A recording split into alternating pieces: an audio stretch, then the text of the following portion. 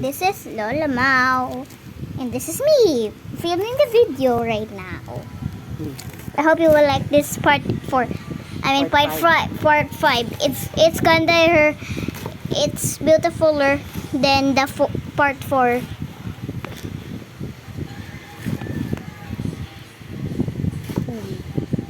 You explain it. What am I doing? So Lola Mau's cutting a lettuce.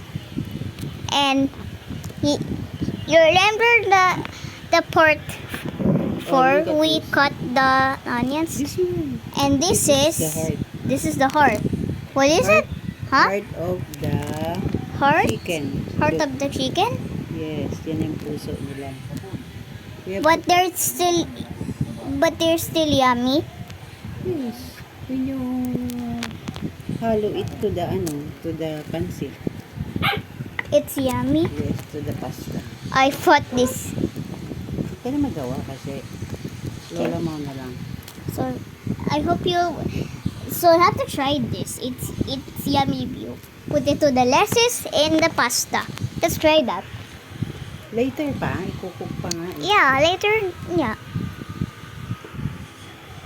Siyempre, kakat mo pa into piece. Yeah. It looks yummy already. But ew. I know it's hearts. But it's ew?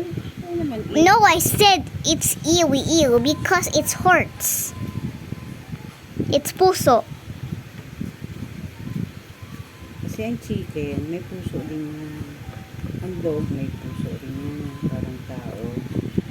Everyone has puso. Yes. With only even birds also. Birds, oo. What about the worms? The worms, maybe, yes. There's also What about everyone has puso except for whatever that thing is. Yes. Except for for example, halaman. Except for Halaman is may buhay siya, pero wala siyang puso. May life siya.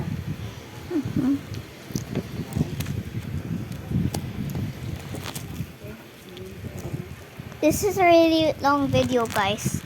You will like the part 6 better than the part here. Bye, guys.